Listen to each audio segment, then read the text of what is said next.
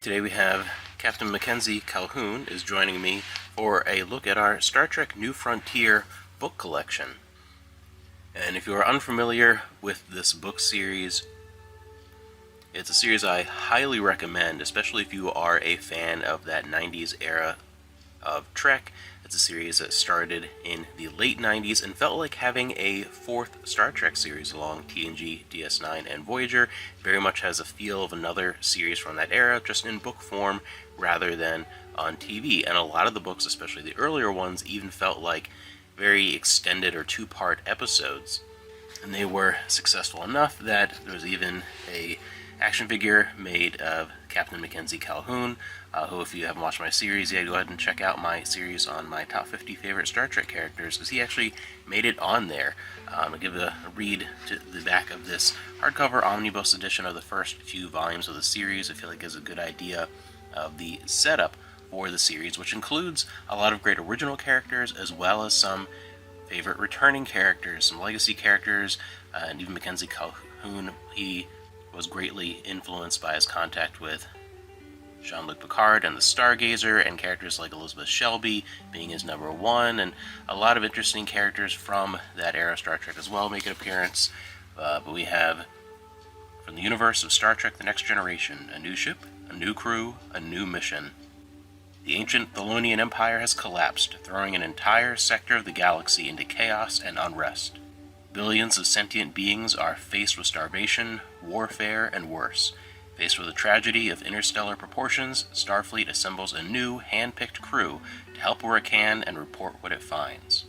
Captain Mackenzie Calhoun, recommended by Jean-Luc Picard himself, takes command of the USS Excalibur, which is manned by Starfleet's best and brightest, including some old friends from Star Trek The Next Generation, and some of the most dynamic new characters ever to boldly go where no one has gone before. And that is a collection of the first few novels in the series. Go ahead and move the captain to the side here. Book 1. Book 2, you can see Elizabeth Shelby there on the cover. Book 3.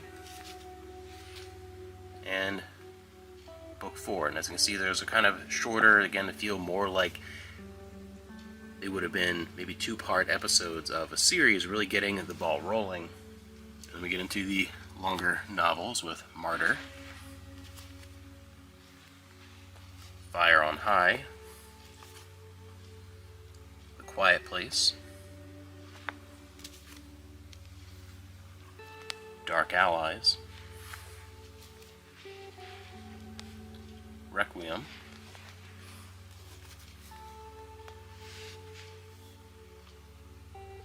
part of the New Frontier, the Excalibur trilogy Renaissance, along with Requiem, and then one of my favorites, the hardcover edition of Restoration, which has a new up-to-date character guide and things like that in. So this is an updated edition for this hardcover, and so I wanted to grab this one. Being Human, Gods Above, Stone and Anvil. I really like these and the big turning point in the series without spoiling anything. After the Fall, Missing in Action, Treason, and Blind Man's Bluff. Then also part of the main series, there are a couple of just ebooks that were put out there at some point, as well as this No Limits, which is a short story anthology collection written by multiple different authors from the perspective of lots of different favorite characters from within the New Frontier. So definitely one that I think is essential to the main series. There's a lot of really cool individual stories, as well as the stories outside the main series, in which Captain Calhoun takes part in as part of the Captain's Table series.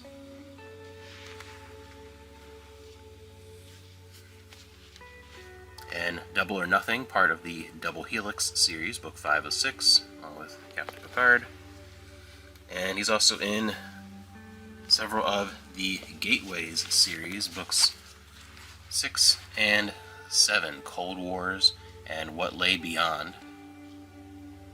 is a prominent part of that series. And we also have some of the audiobook presentations, those 4 books that really start off everything. I really love the way this series starts off with those 4 in particular. I love having that hardcover omnibus, and then on cassette we have the audiobook adventures of those first 4 books as well in this audiobook collection, read by Joe Morton.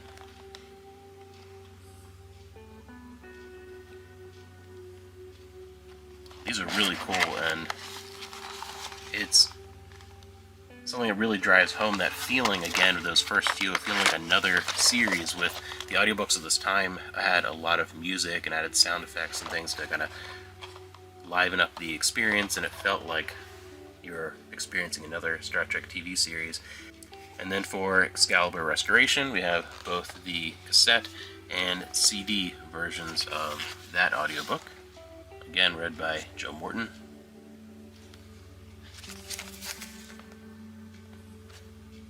Turn that one around quickly. There's a spoiler about the progress of the series in the description. And Stone and Anvil on audio cassette. So this is a massive and amazing chapter of the Star Trek universe, and definitely a book series that you should check out because it's a huge part of the Star Trek universe, and stuff like this is a good example, along with a lot of the books that take place after the return of Voyager to the Alpha Quadrant and the end of Nemesis with the TNG crew. All those books that continue those on.